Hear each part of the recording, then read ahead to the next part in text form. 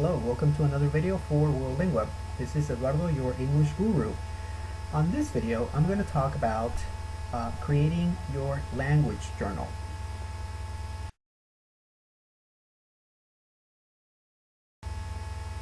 There comes a time when you're learning a new language, you're going to believe, or you're going to have that sensation that there is a lot of things that you have to learn, especially vocabulary and expressions.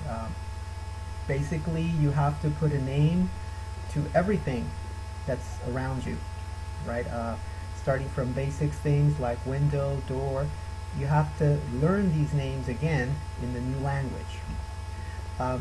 So a good way to do this is to put everything in a language journal, and what that is going to do is it's going to help you to have that repetition that is very important, that you need as life experience, and at the same time it's going to help you to have one solid centralized book, which in a way is a reflection of your learning and your memory. So every time you forget something, you can flip through your language journal and immediately you're going to remember what it is. You're going to clear up your doubts. All your questions will be, there will be no questions for everything that you have learned up to that point. So periodically you start adding information, words, phrases, and for all of the sections, and before you know it, you have a great resource of that new language, and that is your learning.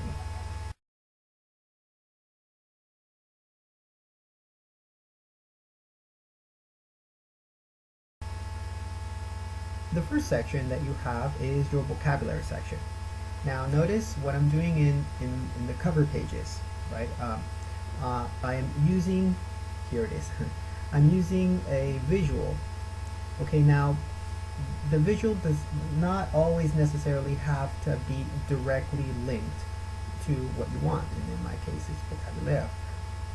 For me, when I look at this guy, you know, with the music, with the cello, I think of the individual notes, which is why I put all those musical notes in there, because I kind of see vocabulary as those individual notes, and when you put several notes together, then you start to create meaning, more significant meaning. So that's kind of my perspective.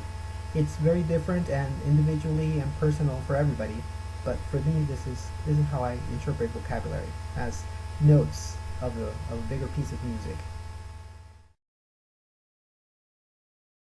The next section that you have up is expressions. In expressions, very different to vocabulary. In expressions, you're going to put full phrases. Now remember, we have vocabulary, we have phrases, and we have sentences. A sentence is a verb and a subject and a verb, minimally. But in expressions, you don't necessarily have the subject and verb. You can have maybe the verb and the object of the verb, or you could have a time expression, or you could have a place expression, or you could have a person expression. The important thing is that they're phrases and they're fixed. You never change them. So you learn them like vocabulary, even though they're 3 or 4 or 5 words. So that's very important to learn, and a section that you're going to be adding a lot of stuff in. So that's mine.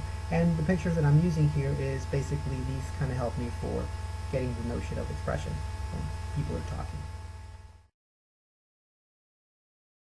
Right, eventually you're going to have to get into grammar. Eventually I will have to get into grammar as well. If you've noticed, I haven't really focused on grammar because I've been pretty much going through vocabulary and phrases. But I will get into this section in the coming weeks.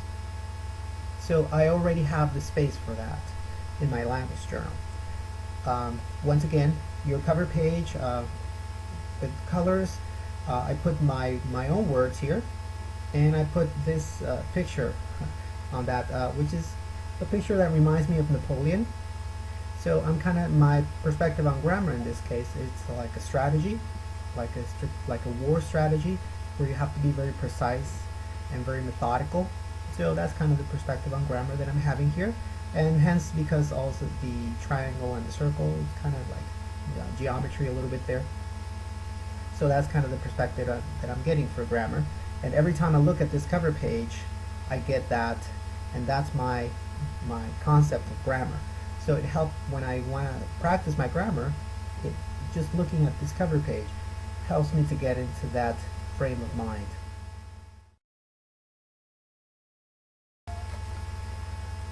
Okay, the last sections of your language journal are gonna take a little more time to develop. This is going to be one of them. Well, obviously this is in French as well. So, but you would have, if you're learning English, it would say reading. Mine says lecture. I think I'm saying that right. I'm still getting used to this word.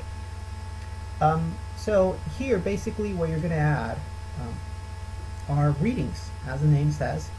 Now, basically, you're going to get copies from articles or magazines or books. Depending on your level, that's what you're going to put in, right? So me being a beginner for French, first I'm going to look for readings that are at my level. So that are basically describing things, really simple things. I'm going to get a copy of that and put it into this section. So whenever I want to practice my recognition of words and pronunciation, I can go directly here and I can practice. This is very different to vocabulary and expressions because those are isolated. That's only a name of something or giving an expression of a time or a place. In a reading, now you're transmitting complete ideas in sentences.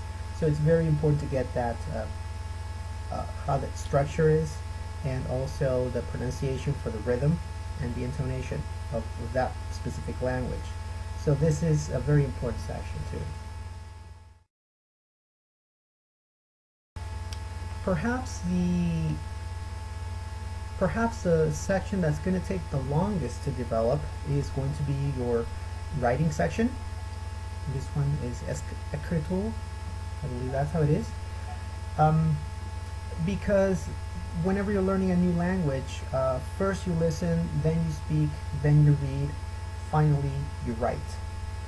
So this will take a long time to really develop into something significant, but that doesn't mean that you cannot start practicing your writing in the language. What you can do in this section is you can do on a page. You could start writing many times one word. If you're having problems identifying the letters of a word, maybe you want to write that word, 5 to 10 times in a column or back to back, right? And that's going to help you to get that repetition. And that's exercise and practice that you're doing for yourself. And what you want to do is put it into your writing section. You don't want to just write it, say, oh, I got it, and then throw that paper away, because that's part of your experience of learning, and that's a valuable experience. So you want to put it in there because you're attaching emotion, you're attaching a specific moment of your life, and if you put it here, when you go back and you see it, it's going to help you to remember faster and more efficiently. So try and save everything that you do with regards to learning this language, and you have this section for writing as well.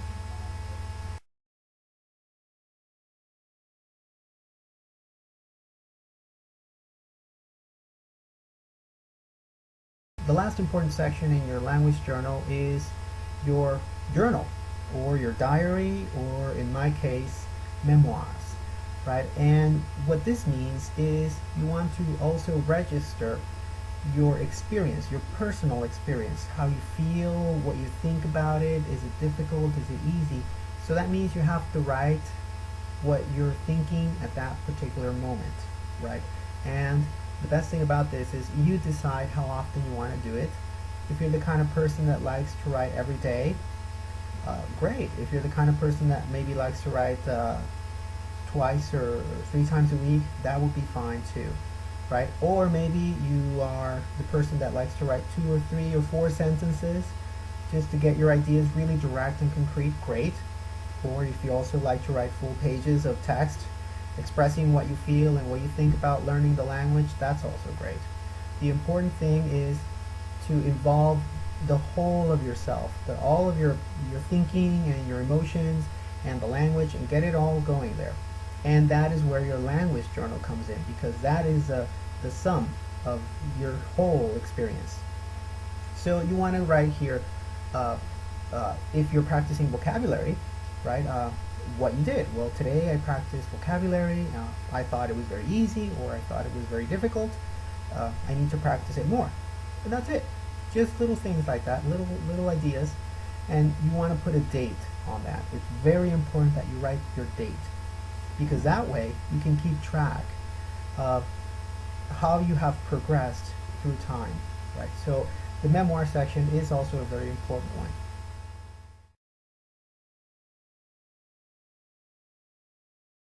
Now also, what's going to be in the sections?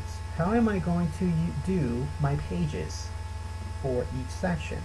Very simple. You have, I'm just going to present the layouts today. On the next video, I'll be showing you some of my progress, and I'll be showing progress every other week after that. Now, first, you could have just your plain paper like that, and have one.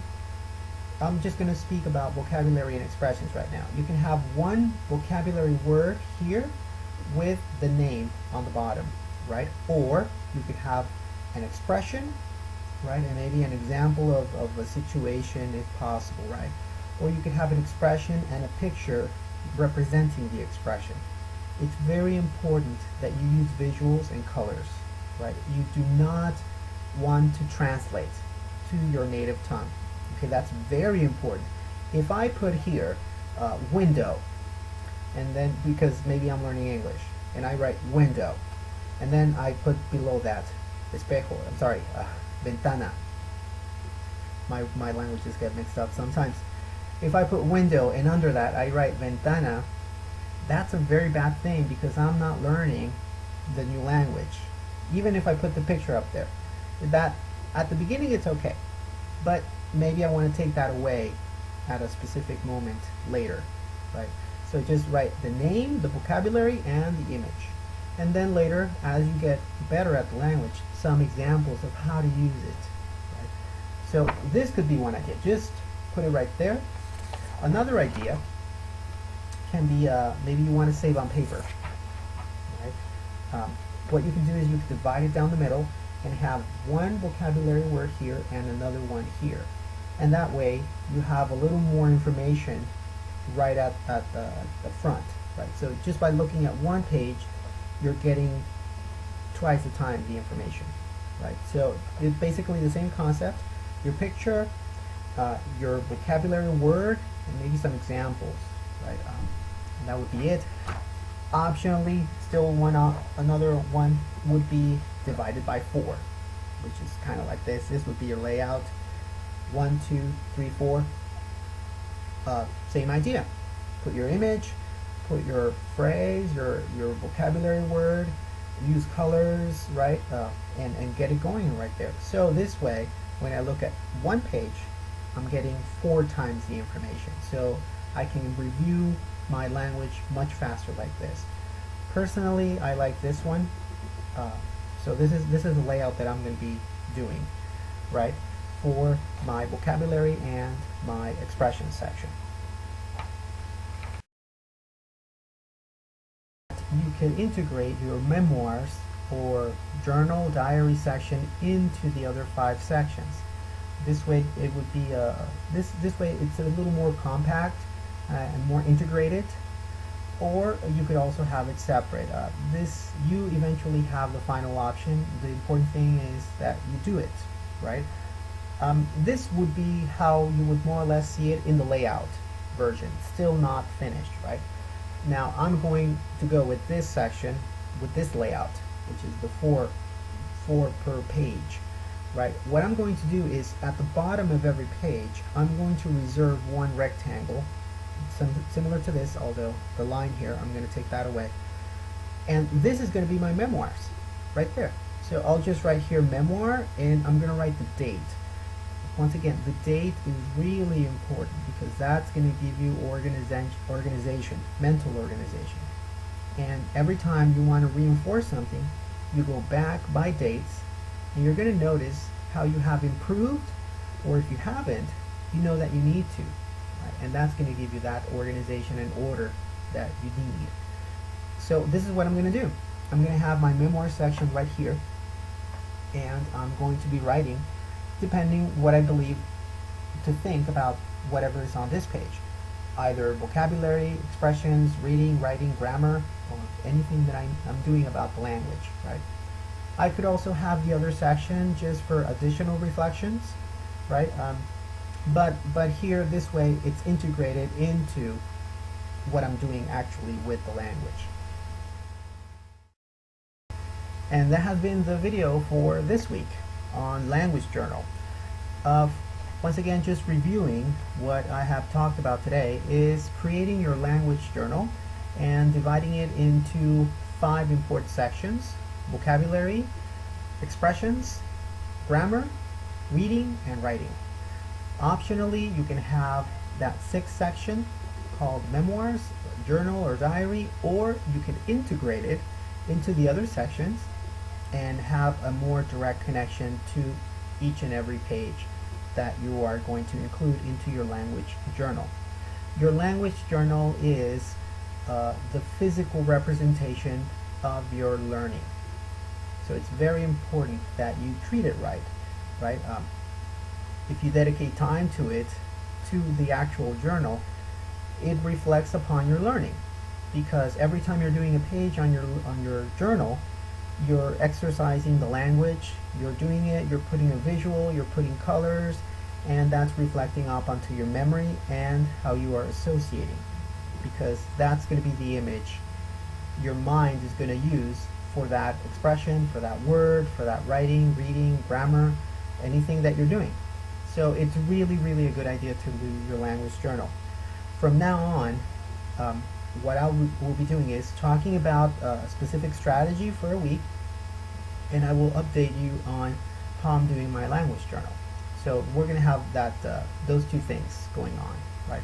The language journal, I'll be just talking about it really fast towards the end of every video that's coming up now. Okay, so I hope that you start going with your language journal as well. I'm doing mine, and also I can tell you now for a fact that the whole team here in WorldLingua is we're getting into this language journal thing. It's a really good thing. We really like it, and we support it a lot, so we encourage it into our students as well. Next week, I will, like I said, I'll talk even more about language journal, get more into learning the language, but I'm going to tell you that your mom and dad and how they have to do a lot with learning a language. Yes, even now, even if you're an adult, your mom and dad have a lot to do with it. But I'm going to tell you next week about that.